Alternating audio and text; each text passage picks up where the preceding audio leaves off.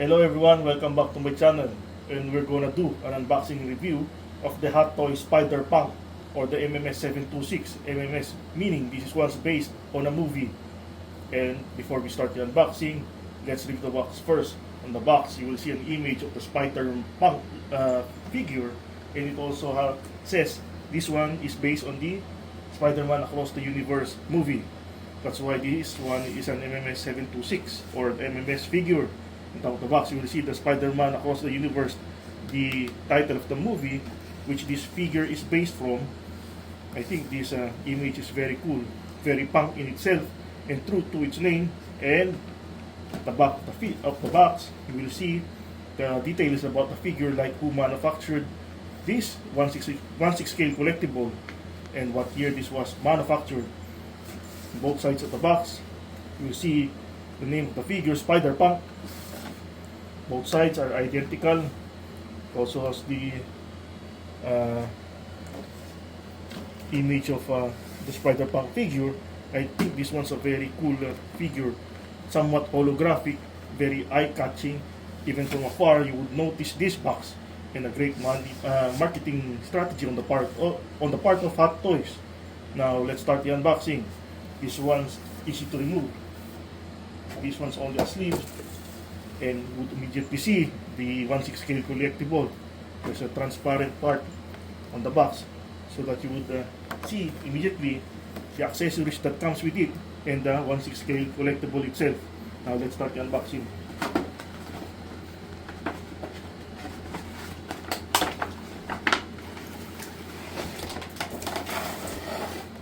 Of course, in every Hot Toys figure, there is a manual included. See the manual, and I like the smell of a new toy being unboxed. There's a certain odor that this one emits once you unbox it. And if you're collecting Hot Toys figures, you know what I mean. Now let's remove the plastic so that we could see or review this one better. I think this one's a cool figure. This one has an identical figure released by Hot Toys. I think that's the Spider-Man punk suit. Somewhat identical but different in many ways as well. That first release is much more bulkier as compared to this one. This one's much slimmer and much lighter than the previous release. That one is a concept art figure, but this one's based on a movie, the Across the Spider-Verse movie. That's why this one is an MMS figure. And once we buy a 1/6 scale collectible, the first one you review or you look at is the head sculpt. This one's spot on accurate, very highly detailed. Even the hair is really highly detailed, and I like the tiny parts, the piercings on the face. I like the details on the face or the head sculpt. Very spot on accurate, highly detailed, and very movable as well. Now let's check the articulation of the figure. Both arms are easy to raise. I don't see any issues when it comes to posability on the arms. The elbows are very bendable. The joints are very movable. I think this has 30 points of articulation. And I don't see any issues when it comes to the posability of this figure. Even the sole of the shoes is very highly detailed, even with the plastic. And this one's made out of fabric. I think this one's made out of leather. These other parts are made of fabric. So everything is made out of fabric. Even the holes, you see the holes on the clothes.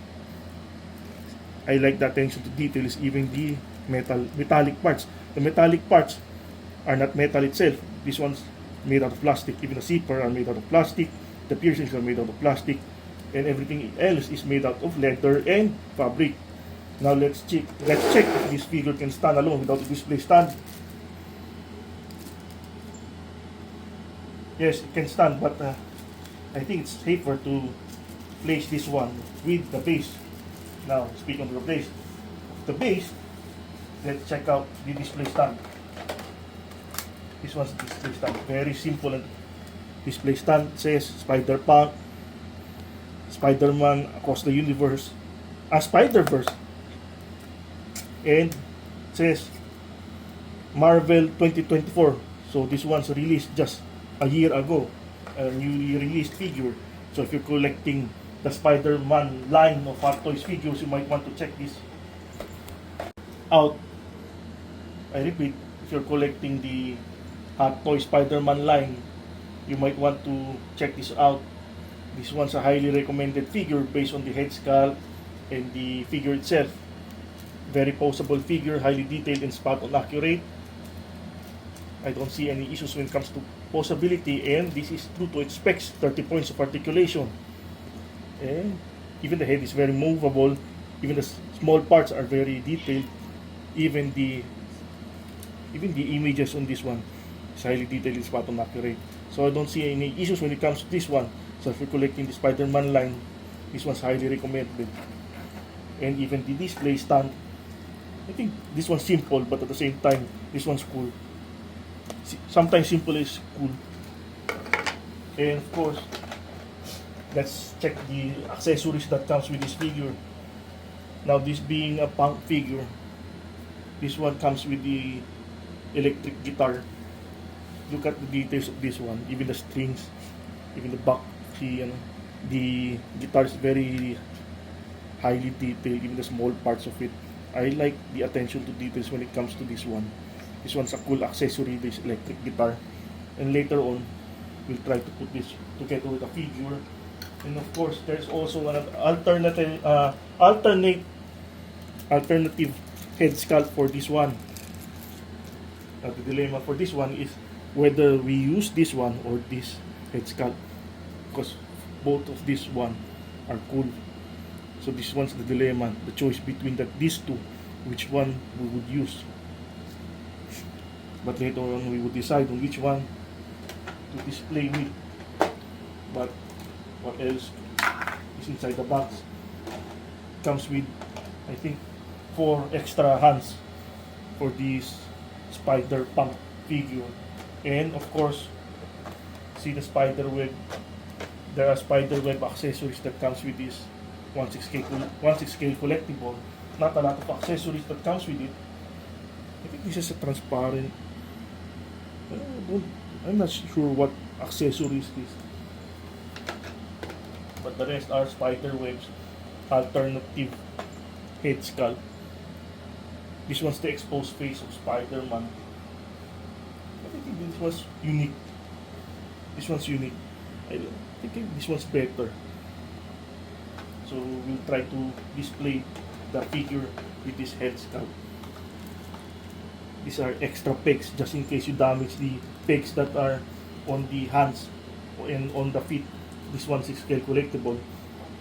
Now, like always, let's try to come up with a display pose for this figure. Now, this is the display pose that we've come up with. We decided to place the guitar together with a figure. We also changed the hands to 1/6 scale collectible. And like what I said, if you're interested with this figure, you might want to check this out. Especially if you're collecting the Spider-Man line. This one's highly recommended and a must-have in my opinion. And if you enjoyed this unboxing review, please hit the like button and subscribe to my channel. Thanks again for watching.